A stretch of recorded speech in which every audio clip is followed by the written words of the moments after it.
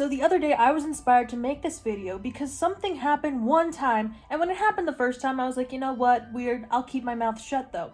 It happened a second time and I was like, if I had a nickel I'd have two of them, but still, you know, like whatever. When it happened a third time, I was like, okay, that's enough. That is enough. This needs to be discussed. This needs to be addressed. But you know what? Does it really though? Not really. Because after researching, after sleeping on it, I realized that it's not that serious, but it was interesting. I found a lot of stuff when I was going into my like little deep dive rabbit hole, and that's actually what I want to discuss with you today. Although, am I still gonna name this video something dramatic? Yes. Because I'm sneaky. Also, I don't want to hear shit about how this mic isn't amplifying anything. It's not connected to anything. Looky here, and it's a karaoke microphone. But you know what? I just want to have something to hold. I want to be a part of the fun. Okay, so what are we talking about today? Today we are talking about, it's gonna be hefty, so bear with me. The portrayal of half East Asian, half white females in animation. So first of all, you may be like, what's a tuya? I am half Korean, half white. My mom is full Korean, to her knowledge, and my dad is full Northern European. Like, probably his ancestors came from England. We don't really know for sure, but yeah, so half Asian, half white. And so recently, like within the past couple of years, I think on TikTok, there was this trend of like Wasian check, and Wasian is a word used to describe someone who is half white, half Asian. You know, it's kind of like a ship name. You just splice the words together, rolls off the tongue pretty easily. And so ever since I learned what that word meant, I was like, oh, that's what I am. I'm Wasian. Because before that, there was never really one word that I used to describe myself. You could say you're mixed, biracial, you know, multiracial, when there's more ethnicities in the mix. But I also found when I was researching, there's this other word called hapa, which also means half Asian, half white, or maybe it's just like a word used to describe people who are like biracial. I don't really know. It gets really complicated because what does a Wasian person look like? What does an East Asian person look like? What does an Asian person look like? It's not one thing. You're not gonna get one answer when you ask that question, because East Asia, but then you've also got like Southeast Asia, then you've got South Asia, and you know, everybody physically has different common physical characteristics. So I guess that's my first little disclaimer. Not every Asian person looks the same. Obviously, not every mixed person looks the same. We're all little, beautiful, wonderful snowflakes. Unique. Wow. My second disclaimer is that I'm talking about female characters because I feel like male Asian characters, like that's a whole nother ballpark. Like I feel like you're talking about, like there are a bunch of different issues that comes with the portrayal of that in media. So Amanda, what's your point? So first of all, characters that are specifically written to be half East Asian and half white, it's not all too common. You know, it's kind of, it's a specific genre of people, you know? And I get that. Like, in terms of how many people are half East Asian and half white in the population of the world, I don't know what we make up proportionally speaking. But I found that when I am watching an animated show where the character is specifically half East Asian and half white, their eye color is blue. And that has always like bothered me slightly. I would like describe the way that it bothers me in a way that a historian might see an historical inaccuracy in a movie and been like, damn, like that's, you know, that's not entirely accurate. That's how I feel when I see these characters.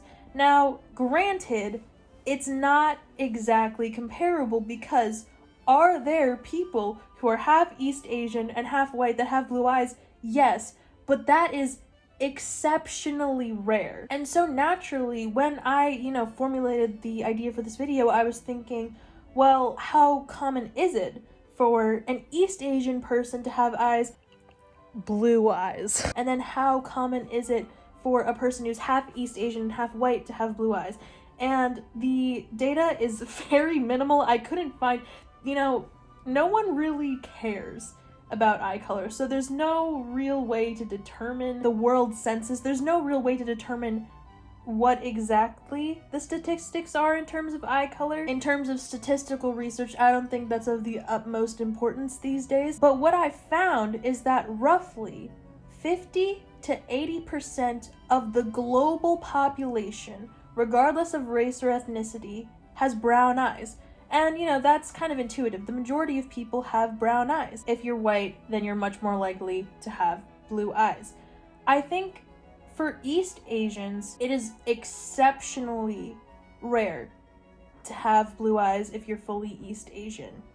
And as a result, if you're half East Asian, where one of your parents is fully East Asian, and if you're half white, then it's also almost as rare to get naturally blue eyes.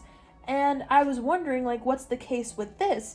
Because, in biology, I don't know if you were taught this in biology, but when I was going through biology, they taught you the whole Punnett squares, dominant gene, recessive gene, bing, bam, boom, you can determine eye color.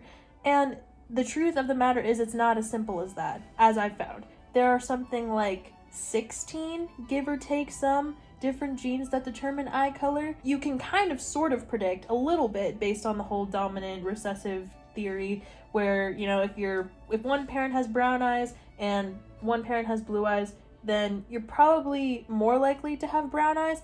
But it also depends on if the person who has brown eyes, if they have the blue-eyed allele. Let's get into that. The East Asian population is less likely to have a blue-eyed allele than a white person. A blue-eyed allele, I guess, I don't even really know what it is exactly, but I think it's some sort of genetic determinant. For example, my dad has blue eyes. My mom has brown eyes. Both of her parents have brown eyes. Both of her parents' I'm pretty sure, also had brown eyes. In terms of a Punnett square, my mom's brown eyes would be the dominant gene, capital D, capital D. My dad's blue eyes, in order to have blue eyes, you need, both recessive genes in order for the blue eyes to show. So that would be lowercase d, and so every single outcome of that Punnett square would be capital D, lowercase d, which would mean if my parents decided to have 4 kids, then all 4 of those kids theoretically should have brown eyes. But each one of those kids would have the blue-eyed allele, meaning if I were to reproduce with someone who has blue eyes, according to Punnett square theory, there would be a 50% chance that my kid would have blue eyes. I don't know, I've always found eye color such a fascinating topic of conversation because let's say you have brown eyes, but you also carry the blue-eyed allele. That sneaky blue-eyed allele could be passed down but not show up phenotypically in the kid, meaning, brown eyes, blue-eyed allele. That can go through generations to the point where it can show up generations later, even though, all of your ancestors recently before you have all had brown eyes, which is cool, right? Because I didn't really think about it, but it's not just what your parents have necessarily.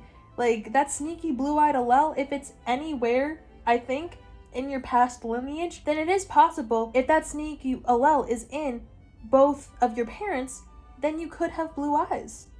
That's cool. Oh, another interesting thing is that for East Asians, you could have the blue-eyed allele, but according to my research, my brief Google search, the way that the blue-eyed allele can manifest itself in someone with East Asian heritage is it can make your eye color lighter, to a lighter shade of brown. It won't change your eye color completely, but that's why most East Asians have various shades of brown as their eye color. So all of this is to say is that the reason why I was a little bit peeved when a half East Asian, half white character in animation would come on screen and they would be flaunting their blue-ass eyeballs, it would make me a little bit I don't know how I feel about that, just because of the rarity of such occurrence. But on top of that, there are not many half East Asian, half white representation to begin with,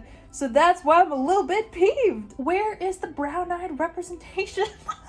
What about the justice for my brown-eyed bitches? I think that people with colored eyes, specifically blue eyes, sometimes have a little bit of a superiority complex, and I won't hesitate to chop down the complexes of those bitches. I'm kidding. Blue-eyed people that are watching this, you're safe. You have a safe space here. For now. Let's get into my case studies, because, you know, granted, this is a completely biased video because I'm seeing all these characters and I'm like, oh my god, the representation. But these are also the characters that I've seen. And there could be a bunch of shows where half East Asian, half Asian female characters in animation have brown eyes, and I'm just missing all of them, and I'm focusing on the ones that have blue eyes for no fucking reason. But first of all, this video was mainly inspired by my girl Marinette Dupan Chang. Now Marinette, she is half Chinese, half French. Her mom is fully Chinese to my knowledge, her dad is fully white, but, you know, when we get into eye color theory, the interesting thing is her mom has gray eyes and her dad has green eyes, and she somehow has blue eyes. And I saw like this thread on Reddit where people were saying like, oh, gray eyes, they act similarly to blue eyes, and if you have someone that's green eyes, then bing bam boom, easily that could be manifested as blue eyes. So I guess the real person we need to talk about is Marinette's mom, because gray eyes, that's pretty rare. You really don't see a lot of East Asians with gray eyes. Also, what are gray eyes? Is that not just a variation of blue eyes? Also, you know what I think is funny? In my mind, there are 3 categories of eyes: brown, blue, and green. I didn't believe for, you know, a bit of time that hazel eyes were a thing, because I just refused to believe it. I was like, y'all, either you're brown or you're green, pick a fucking side, you're not special. But I concede the fact that there are people with hazel eyes out there. And I would define hazel eyes now, knowing what I do now, that hazel eyes are somewhere a mixture of green and brown to the point where you can't classify them as either. It has to be their own separate category. But what I do, like, there was this one time in my biology class, freshman year of high school, where there was this assignment where we had to categorize everybody in the class's eyes: green, blue, brown, or hazel. I think those were the only 4 options. And I would get some bitches that would stare straight at me with light brown eyes and be like, oh yeah, I have hazel eyes. No, bitch, you don't. You're not special. Come join the brown-eyed gang. What was I talking about? Oh yeah, Marinette. But one thing that we need to take note of Miraculous Ladybug is that it was originally an anime. And so now when we get into anime and eye color, that's also a completely different ballpark, because as a casual anime enjoyer, I know from watching all these different animes that you can have someone with purple eyes, red eyes, gold eyes, and no one bats a fucking eye. People can have all different kinds of hair colors. You can see that influence, I guess, a little bit in Miraculous Ladybug, because Marinette and like most people who have black hair in the show, it comes off as blue. I do like her blue eyes. I think it matches with the whole aesthetic of the show way more than brown eyes would. So a lot of half East Asian, half white people can be white passing. Arguably, I'm white passing. The mixed experience is people having no idea what the fuck you are, and you also don't fit in anywhere. Korean/Asian people classify me as white. So do my other friends of color, but all of my white friends classify me as Asian. So there's that little discrepancy there. So another part of the argument is like, Amanda, you shouldn't really be complaining that all of these characters are white passing, because that is a real experience of many mixed kids. And I'm not complaining about the fact that they're white passing. There's so many things that you can play with. You can play with hair color, skin color, eye shape, all of these different fucking things, but you mess with the one thing, eye color, that I would say is most consistent across the board in terms of physical characteristics. Do you see my point? And now we're gonna move on to Caitlin, who is half, I wanna say, Indonesian. Don't fully know. That's what I saw from a comment on Reddit. And then half white. But we also see her parents, so we know. You know what I mean? Now, what's also interesting about Caitlin is that Arcane, the series in which Caitlin is from, is based on League of Legends lore. League of Legends is a game. And I feel like game characters kind of fall within the realm of anime characters in terms of like their character design being all over the place. You can have tons of different hair colors and eye colors that are not naturally occurring, and it's fine because it's for like aesthetic purposes. What is also interesting about Caitlin from Arcane is that I don't think her race was specified before the show. And then finally, what was the tipping point that made me create this video was when I watched Blue Eye Samurai. First of all, loved it. Oh my god. Mizu can slice and dice me anytime she pleases. But she is also a character who is half East Asian, half white, and has blue eyes in animation, and is female. But I would say that out of these three characters that I've brought up, Mizu is the only one I feel is pretty justified.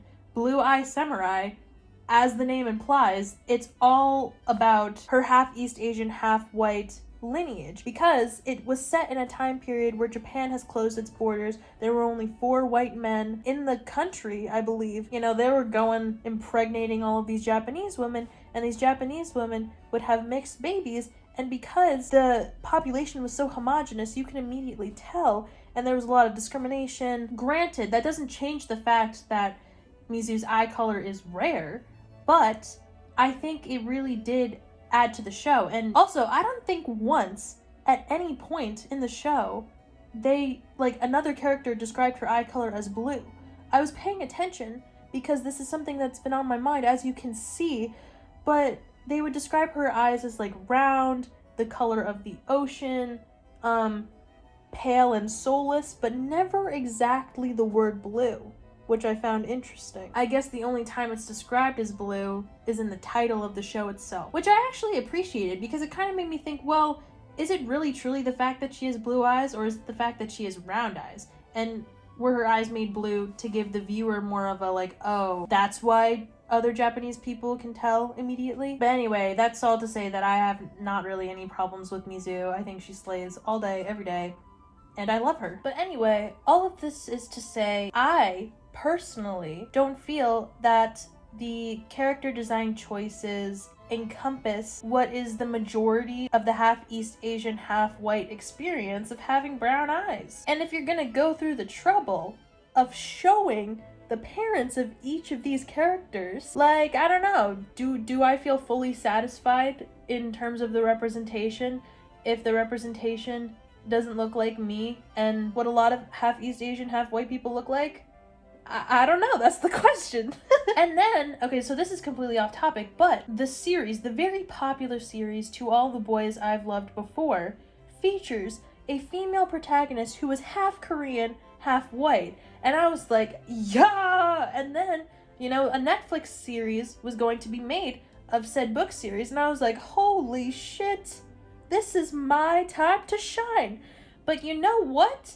When they casted the actresses to play the main character and the main character's 2 sisters, not one of them was Korean. You're telling me none of my Korean sisters showed up to audition day? None of them came to play? In fact, the main actress who plays Lara Jean, she is, I believe, fully Vietnamese. And it would be one thing if being Korean was like not a big part of the show, but it was a very significant part of the show. I do love all of these characters that I mentioned though today. Love Mizu, love Marinette, love Caitlyn, and, you know, quite honestly, would I change a thing? Probably not.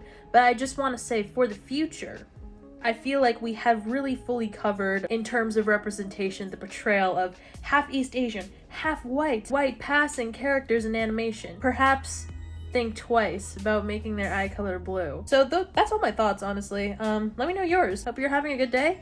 Hope you had a good time, and I'll see you next time. Bye!